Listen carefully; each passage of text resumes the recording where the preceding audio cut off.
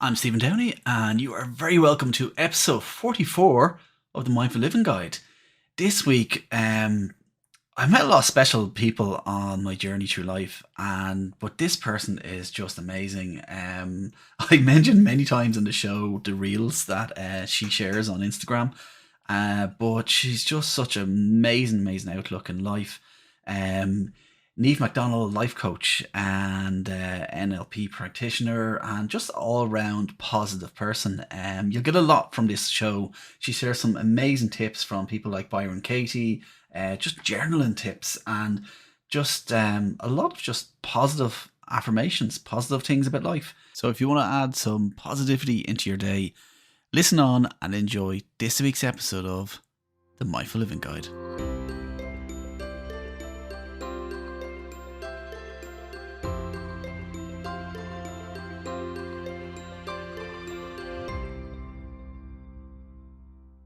So you're very welcome to this week's episode of the Mindful Living Guide. I am delighted to be joined by Niamh McDonnell, who is a certified life coach, NLP practitioner, and an all-round positive person.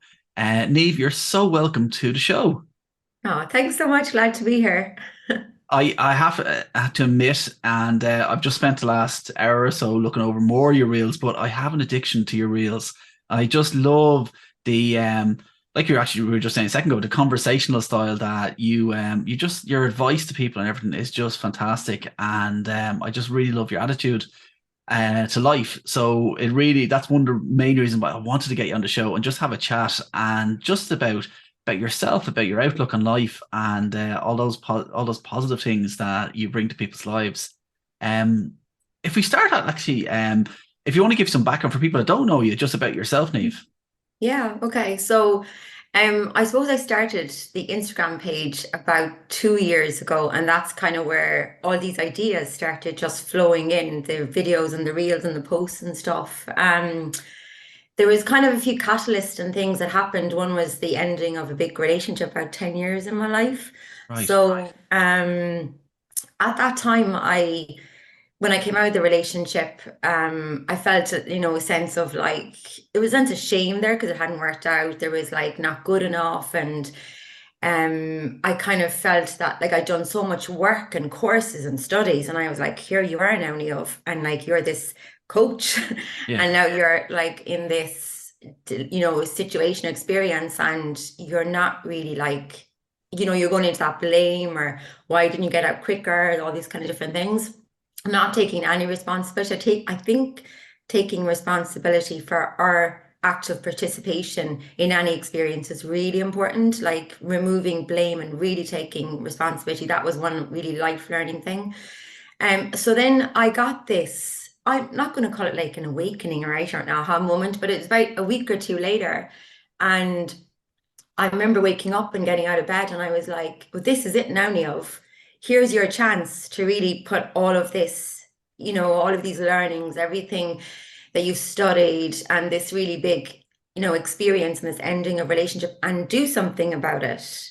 So, they say like hit rock bottom. Like it's not like I hit rock bottom. It wasn't like my life was over, but it was definitely a real life-changing catalyst moment for me. So It was a I was point like, where you said, all right, I have to make a firm decision here about how I want to just just think about things as well. That you're saying yeah. it was you like, and it's so important. I'm so happy you're bringing this up as well, because a lot of people that work in the life coaching and the teaching, that we can be very hard on ourselves when we are only naturally fall into the same route that everybody else does.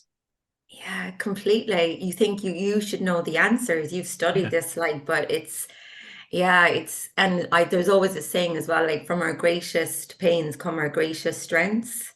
So even through that experience, I look back and think, oh, that was actually a really good thing that happened in my life. Hindsight is brilliant, but at the time it was hard. But then anyway, how we got into the coaching was I'd studied counseling and psychotherapy about 10 years ago, in my 30s. And then I had gone on and done life coaching, and then I'd done the NLP. I'd done mindfulness. Like I'd studied every course going, but when it came to the ending of this relationship, there was a massive feeling of rejection and abandonment, and that went back to childhood. Mm. experiences, feeling of abandoned as a child. So um, that was where the real nitty gritty work was like, you got to look at this, Niamh. And I think for anyone listening, that's what's really important is like, what's the learning from this? How can I grow? You know, where is change here? How can I take responsibility for myself in the world? And it's interesting that sometimes it's not the event that's happening right now. It's the catalyst to something that might have happened, like you said, as you were a child. Something that it brings up, and inner child work is something that you do a lot with clients as well, isn't it? Yeah. Yes, yeah, it's a massive thing. So, I feel that so much of in our relationships today, like interactions as with intimate relationships or with work colleagues or friends, a lot of the way we interact stems from that inner child. And I think neglecting that inner child and not giving it the love that they need today, you know, like as us as the adult, Mm. looking back and integrating that inner child into our life, like that's been just life changing for me. So I love to do that with clients. Yeah, the inner child work. I remember a good while ago, actually, I used to do an awful lot of work with Pat Divley that a lot of people that listen will know. And one of the most powerful exercises I've ever done with him was just writing a letter to my 10-year-old self.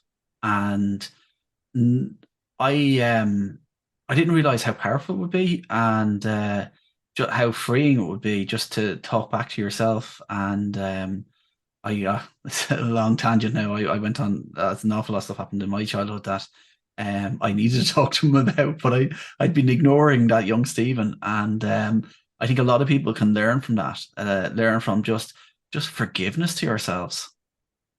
Definitely. How did that feel for you to do that? Write that letter? What was the outcome of that for It, you? it, it was very powerful. I think forgiving is probably the biggest thing from it. Things where you're think that you don't even realize you're holding on to, and you can let a lot of it go. So I don't know. It made a massive difference. Massive difference to me. And but I'm going off my own tangents here now. So sorry, Neve. Not at the all. No, He's but amazing though, actively as well, isn't he? He's really good. yeah, no, oh, he's fantastic. Like I still have great friends that I went to. I think it was 2017. I went on a retreat with Pat, and I've still to this day I have people that I meet once a week that I'm still great friends with. From that, it's he's done some fantastic work around Ireland, and a lot of people have learned a lot from him. He's a really great guy. Yeah, Yeah. he is. So tell me, you some of the other tools you use actually, you're big into journaling as well. Can you tell us a bit about journaling and maybe some tips for anyone who is new to journaling? Yeah, journaling is a big thing actually as well. I do that daily. Now when I say daily, there are days when I don't do it, so I'd be lying if I said I do it every day. But 99% of the time, I do try and journal. I think I find 99% is daily to me now. yeah, I suppose that's good. Yeah. I Consistency. find, Yeah. yeah, it is quite consistent, all right. Um, the gratitude is a massive thing for me that I do in journaling. So what I find really do is I do about a 3 to 5 minute journaling exercise because some people come to me, especially clients, are like, I don't know how to journal or I don't know what to write.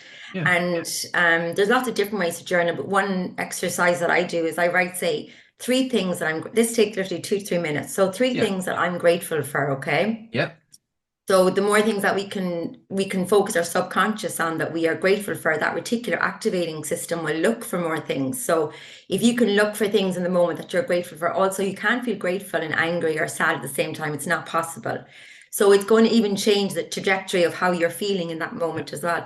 So three things more if you want, but three things that you're grateful for.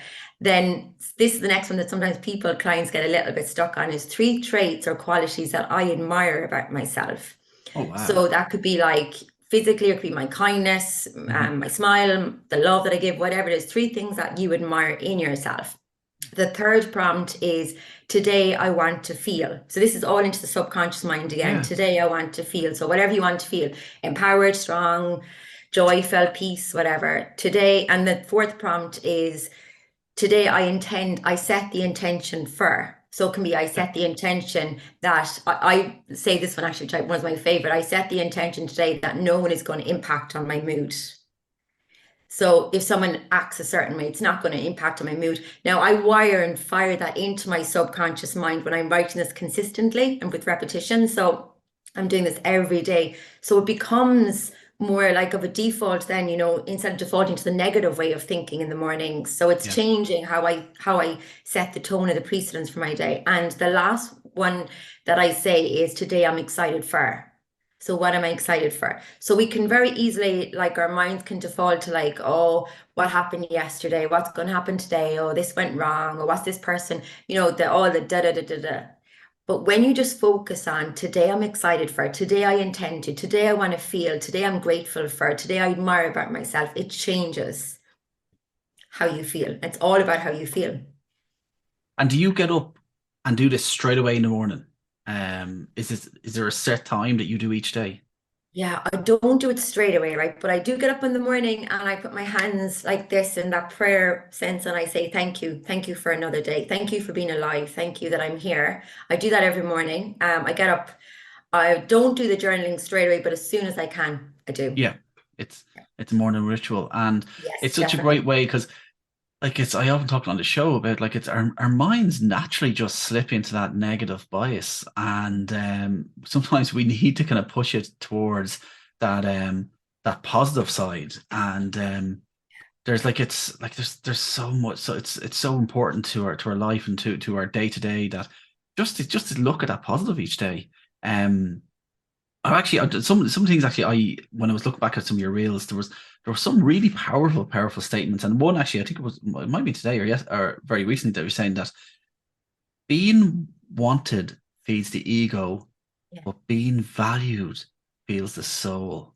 Can Yeah. you tell me a bit more about that? And Yeah. So, I would have had as a child growing up and into my adult years quite an anxious state. Like I would have Mhm. hidden it very well because I'd be very smiley, positive, friendly, which is a part of me as well. But there was always this part lurking, like in the shadow part, this anxious part. Yeah, And so I would look outside all the time for validation, approval from other people, if that was in relationships or with friends or anything. If I didn't get that validation and approval, then I would just literally crash to the floor. I'd feel very low on myself. Oh, you're not good enough, Niamh. Who, that one, who do you think you are like? yeah, Um, so today I live my life in a different sense. I live my life more for the sense of being valued. It's not from an ego place. Oh, you got to see me. You got to see how good I am. You got to approve of me. You got to validate me because it was yeah. always external. It was never internal. Today it's inside, it's internal. I value myself. So I feed my soul and whatever comes as a consequence of that comes, but it's not coming as in like, okay, you got to make me feel this way. You got to do this now and then. Now I feel safe. Now I feel it's just eliminated from me. Comes all together, and as they say, happiness is an inside job. It's like only recently actually I was in a talk and I was saying about like I often hear the phrase from children saying oh, he made me angry. And but the truth is that the anger is inside you, and you've made a decision to bring that out. Whereas everything that you're saying is so true that it's for ourselves to dig deep and kind of realize that it's within us. Yeah. Did you ever hear of that psychiatrist? He's an Austrian psychiatrist in World War II, I think. Mhm. Viktor Frankl. He wrote a Oh book yeah, called Man's Search yeah, for Meaning. I So he do has this indeed. wonderful saying where there's like the stimulus and the response, Yeah, and between the stimulus and response is a space. yeah, And in that space, you get the choice if you want to respond or how you want to react, if it's proactive or reactive. It's amazing because it makes me think about what if you just stop and say, I don't have to make this person or give this person permission to make me feel angry. I can yeah. decide how I'm going to filter this or how I'm going to feel, or it's brilliant, like It is, just and it's like it's all the way through. And you studied mindfulness as well. Like that, it's all the way through. Mindfulness is about that ability to stop your I call it my ARS, automatic react system, oh and brilliant. I you love don't want that. to get your ass or your arse in the way.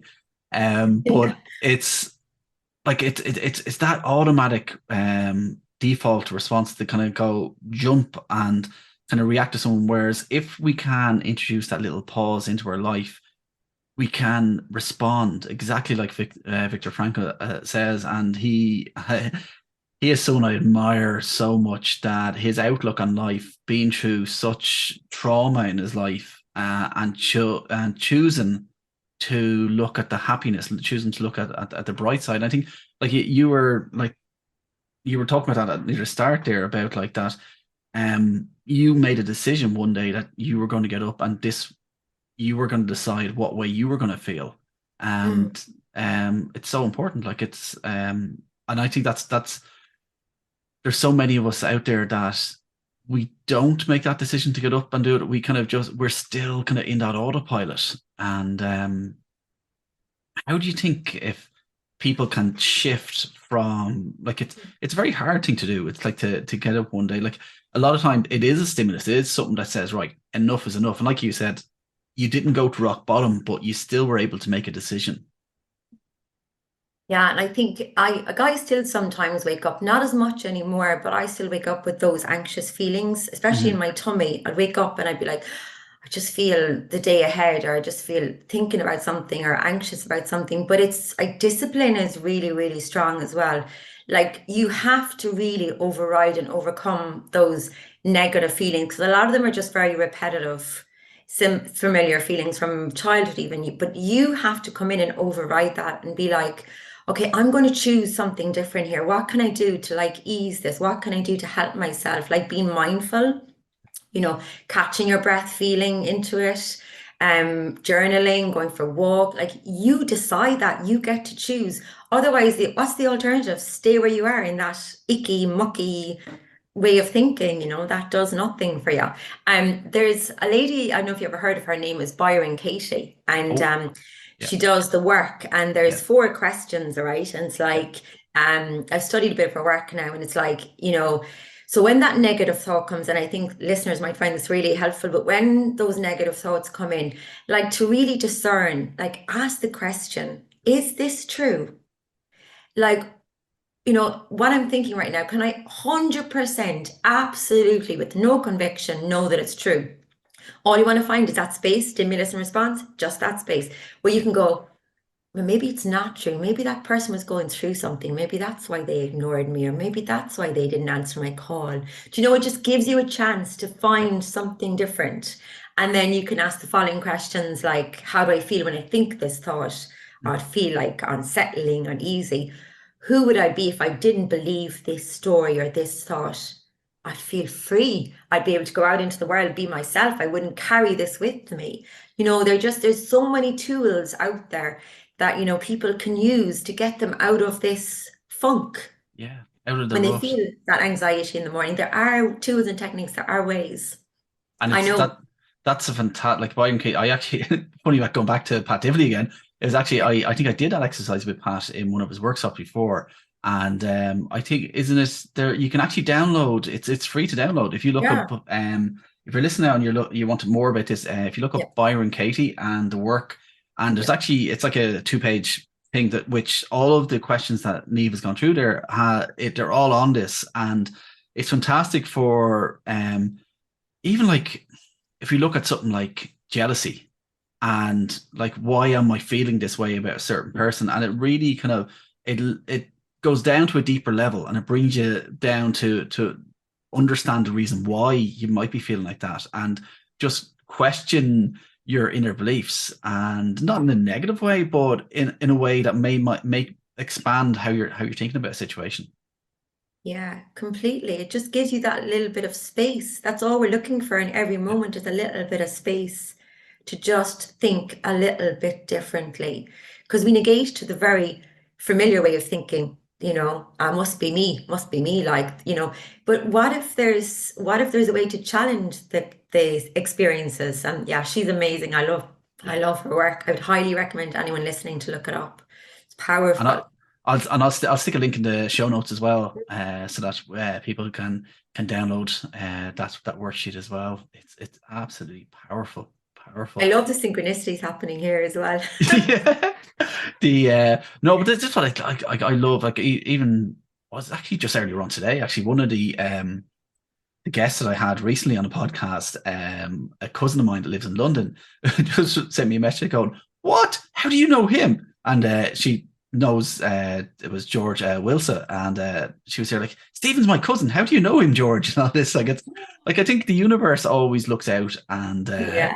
there's always, like we said before we started here, like this things happen at exactly the right time when they're meant to happen, and Yeah. sometimes we can think that we're kind of controlling the world around us, but sometimes it's all just slotting into place at the right Yeah. time. You know? Yeah. Everything's always working out. Even when it Yeah, feels like it's not working out, it's yeah, working out. If you just trust and believe. absolutely. Yeah, it'll work out for you. That's, I think, another good tool that I use as well when I feel I'm in a challenging situation or someone's challenging me or whatever it is. I'm like, okay, Neil, everything is always working out. Even when it feels like it's not working out, it's still working out. It's going to work out. So in saying that to myself, it gives myself a bit of reprieve again to kind of go, okay, it's going to work out. It's all in how we speak to ourselves and to speak to our mind. It's so, so important. It's a powerful thing, and I think I Mm. saw. I keep going back to your reels because I love them. There was Thank one thing, you. a phrase, a very simple phrase that talked about as well, called "This too shall pass." And I'd say a Yeah. lot of people probably may have seen on Instagram or on TikTok or a video with Tom Hanks, I think it is, that talks Yeah. about "This too shall pass," Mm. and he talks obviously about the negative side of things, but also the positive side, and just Mm. to realize that the impermanence of life, that not everything is going to be there forever. Mm. Yeah. It's like our emotions. They're just like visitors. They come and Yeah, go, yeah, you know. They don't, you can open the door and let them in, even the uncomfortable ones, but you can also open the back door and let them back out again. They yes, don't yes, have to stay, you know what I mean? Like you yeah, can, sometimes we have to sit with the uncomfortable feelings because they might be telling us something. Feelings are messengers. yeah. But we can also open the back door and let them out again when they've served their purpose. Okay, now you can move on. Like it's they're temporary, it's Mhm. how long you're going to dwell in those feelings, how long you're going to stay there. And some you just said a very important phrase there about like when they've served their purpose. Because even if a negative emotion comes into us, like there's a reason for it as well. There's a learning from each of that, and um, like a question we can often ask ourselves is like, what can we learn from this situation, um, before we let it pass? Yeah, exactly. It's giving you the power, like it's letting you take the reins instead of letting life run for you or let the day run the show. You get to decide. I think a lot of us feel that we're hostage to these thoughts, but they're just there all the time. I think this way all the time. And I know that because I did feel that. I did feel anxious thoughts. But now, like there's different tools and techniques like challenging them, questioning them, doing breath work, being mindful, walking, whatever it is that just can bring yourself back again to that kind of balance or that grounding and just, you can make more clearer clarity decisions then as a result. It's I'm trying. I've lost my. I'm so. I'm loving the conversation, but I've lost my train of thought altogether. No But problem. I'll actually. I'll bring it back. Yeah, There's something actually I always ask all of our guests, yeah, and you. One of the reasons, like I actually is this funny. I found notes from my first ever interview, and like we're saying about the universe, things just happening, and it was with Karina Duffy, and a lovely, lovely person, and I just scribbled down this question saying, "What does mindful living mean to you?" And I never realized the impact it would have on the show. That I since then I've asked it to every single guest, and the reason I ask it is because I firmly believe that there's so many people out there that won't try mindfulness because they think it has to be a certain way, and they don't realize that everybody has their own interpretation of it, and that we the important thing about mindfulness, I feel, is that you take from it what works for you in this moment. So I have to ask the question to yourself, of course. yeah. Niamh, what does mindful living mean to you? Yeah, it's a brilliant question. And I was thinking about it before I even came on the call. And um, so I've studied mindfulness as well. I've done the MBSR mindfulness courses and I've been doing it for years. I've been going to mindfulness, but really my true experience of mindfulness was last year. It was April last year.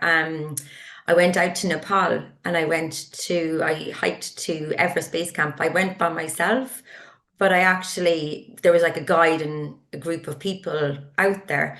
But essentially, I went by myself, and you're walking for hours and hours. It's 8 days to get up the mountain and 4 days to come back down. And some days you're just not even talking to anyone because you're trying to focus on your breath because the air is so thin, and you're just trying to put one foot in front of the other. And that was my real, even though I've studied mindfulness, it was my real true understanding of being, it's even hard to define it, like Stephen, it's hard to put it into words, the feelings that I had, but it was like I just felt alive in myself. I felt really real and authentic, and I felt, because I was focusing so much on my breathing as well, all the static thoughts in my head were gone, because my only thoughts were like, Sorry about a quick commercial break. Unfortunately, technology kicked in, but two mindfulness practitioners here did not panic and no. took it as a moment to respond rather than react and worry. And it's interesting actually because one thing actually I talked about just as that was happening was talking about the ego and the fact that like sometimes when things like that go wrong, that we can look at a reflection on ourselves, saying like, "Oh, I should be more professional." And I think from what you were saying there, just about in Everest when you were walking, that your mind was so clear. There was no ego. There was no thoughts. You were absolutely in flow. Would that be right? Yeah, completely. You've hit the nail on the head, Stephen. Yeah, it was just like it was the basic essentials of life: eat, sleep, and walk. That was Yeah. it for 12 days. So that was when you asked the question, like, what is mindful living? That was for me my experience that I'll take to my deathbed. Like, it was just pure mindfulness. So, I mean, that doesn't mean you have to go climb a mountain now you don't have to go to Everest, to experience it. Um, but it's I find mindful living is just being able to, like, even like that, those mornings when you get up and you feel that anxiety, right? And you feel, oh, here we go now. I'm starting off thinking about something that happened in work yesterday, or I'm thinking about the day ahead or what I've got to do. Instead, even just to place my hand on my heart and on my tummy, because the tummy is where we hold our emotions, and I just feel my diaphragm breathing in and out in my chest, just that alone. And I just say three words to myself, and that is, I am worthy. So simple. I am worthy. Like, I'm worthy. Like, we were born worthy. We always are. We always will be. It's not dependent on any outside forces. Like, just that. And that's what I felt when I was going to Everest, that just like, I am worthy. Because it brings you back to the basics of life. We get caught up in having money, having the car, having this, having the relationship, should look this good on Instagram, should, whatever it is, but just coming back to the basics, essentials of, like, I am worthy. Talk about a life-changing trip. Yeah, um, completely. so, have you any other challenges like Everest planned in the next while, or are you Yeah, happy living in the flow? yeah. A lot of people say that to me. They're like, "Oh, would you go do it again?" Or "What's next? Is Kilimanjaro? What is it?" Because that's usually the other one. Yeah. And at the moment, because I just did it April last year, and it was about a month out of my time going traveling and doing it, and out of Mhm. work and everything, and it Yeah. was. I have nothing planned this year as such in terms of that. Something I'd love to do is the Camino. Again, Oh, I'd love to do yes. it by myself. I Hmm. love, I love connection with people, but I Yeah. also love being by myself. It's one of my true values, and a lot of work I do with my clients as well. You probably know this is around the values piece, Yeah. like knowing what your values are and living to your values. So, today, like, so to answer your question, yeah, there's going to be more challenges. I know it's in me. It's always there in me. But for the moment, not right now, but definitely in the future. Yeah. But tell me more about what you're saying there, though, about being about the power of being on your own. Actually, the actually before I forget this, there was actually a previous guest and a fantastic friend of mine, Barbara Byrne, who actually she does. If anyone is talking about the Camino or thinking of doing the Camino, she does trips all the time. Look her up, Barbara Byrne Camino, and she's a great guide along the Camino. But she brings groups, but like you're saying there, there will be individuals that come together. And you'd see a lot of people walking the Camino on their own. I know a really good friend of mine that took a month just to walk it on their own. And there's a lot we can learn from that time, isn't there? Yeah, it's just, it answers that question when you ask, like, what's mindful living? I Mm. feel that is just, it's just been out in the, it's been, it's been out in life. It's like, it's so, sometimes it's hard to define it with words because it's just the experience, it's experiential, you know, Yeah. but and when you say that about Barbara, I was going to go to the event you were holding that Oh yeah, day. yeah. Recently, Yeah, yeah, and yeah, I booked my tickets and everything. I was going, but I couldn't go in the end. And one of the things that drew me in was the fact that she does the Camino groups. yeah, Because I was like, oh, I'll get to talk to her about the Camino groups because it's yeah. something I want to do. So um I would hide, yeah, I looked up her. She looks really, really good, like in what Ah, she it's does. brilliant. Yeah. Yeah, it's really good. But yeah, it's just like sorry, I lost my train of thought there now. But I think it's the mindfulness of just being out in nature as well, being on your own. Yeah, it's Yes. something I crave. I can't explain it. It's just something that I love that, it's not the isolation of not being around people, like, because I love people as well. I love the connection, but it's just I always feel I'm with me. And I It, don't have to be anyone else. I'm just me. I'm just walking. I'm just breathing. I'm just living. There's no expectations, would just, it be kind of befriending yourself? yeah, yeah, it would actually, yeah.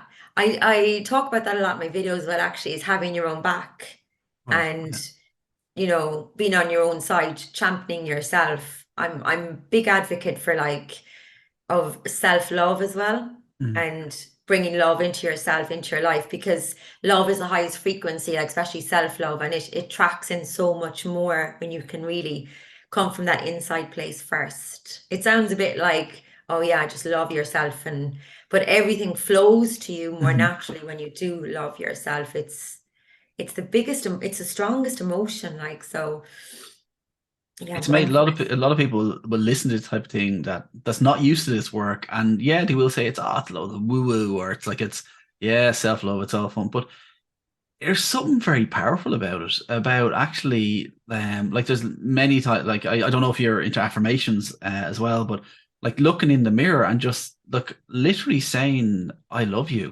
Mm, and but really meaning it. That, and it probably goes back to what you're talking about earlier on about values and just being so in touch with your values that you really can love yourself and love what you do. And it's like it's not a selfish thing, it's about I think loving everybody from the inside. mm, yeah. That makes sense. Completely, it does. And there's a lovely affirmation you say about affirmations that I say in the morning. I journal it, but I also say it when I get up and say, thank you that I'm alive. Thank you, I have another day here on this earth. But something that I say is, I'm willing to let life love me today.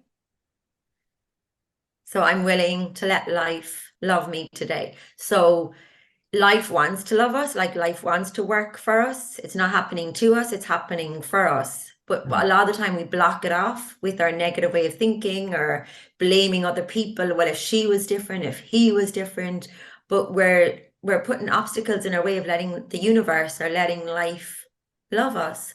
So when you say that affirmation, I'm willing to let life love me today, then you're open to receiving the abundance that life has to offer. Such a simple affirmation. It might sound woohoo. How can I do that? I have too much going on. I can't let life. But when you're willing to let life love you because it wants to love it's powerful. Yes, it's very, very powerful. Mm. The We're kind of come to the end of the conversation, and there's a question that I've started to ask recently because I think it's important. Because a lot of people, we may walk away from a conversation thinking, "Oh, I wish I said that." Um, is there anything that we haven't talked about that you'd love to talk about? And that's a really good question.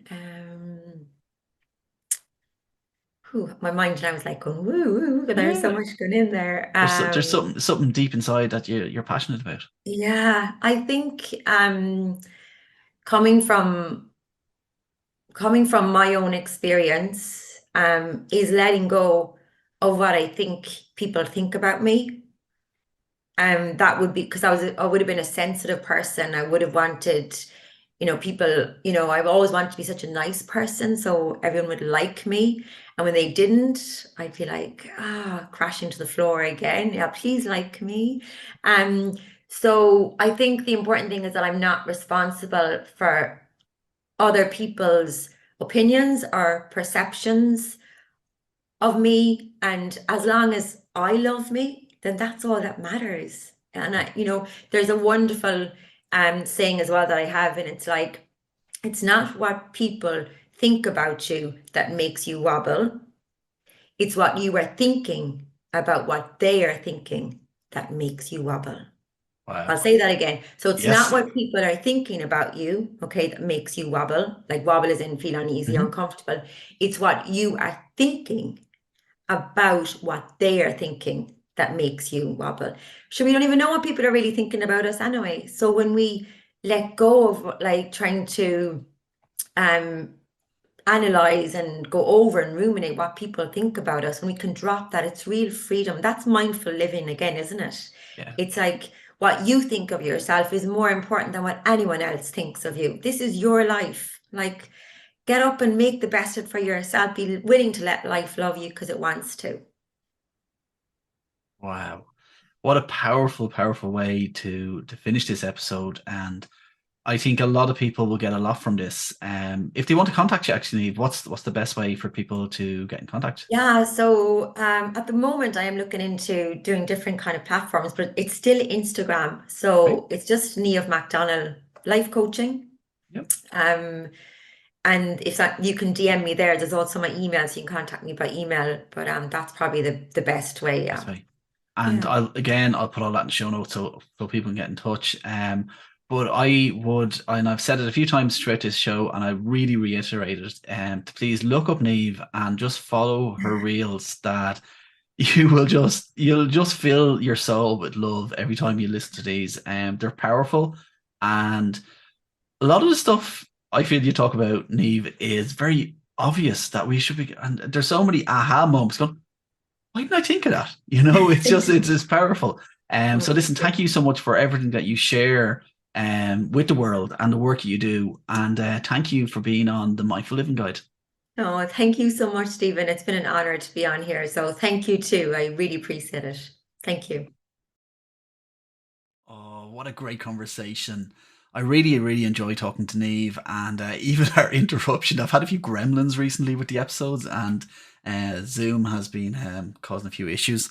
So we lost each other in the middle, but I don't think it lost any of the impact from listening to Neve. And listen, I keep saying it and saying it and saying it, but I really recommend go onto Instagram, look up Niamh McDonnell life coach, and just listen to her reels. And she's just a great positive person and an example of somebody that's just living in the flow, just living with such a positive intention in life. And it comes from consistency and just setting those intentions every single day. So listen, thank you again for listening to the Mindful Living podcast, for sharing the episodes, for just supporting the show and supporting like my belief that mindfulness can come into our life in many different forms, in many different ways. And this is just conversation, just to set the intention out there, and hopefully that it has been a positive impact on your day today. And please just keep subscribing, keep sharing, and keep living a mindful life. I'm Stephen Downey, and this has been the Mindful Living Guide.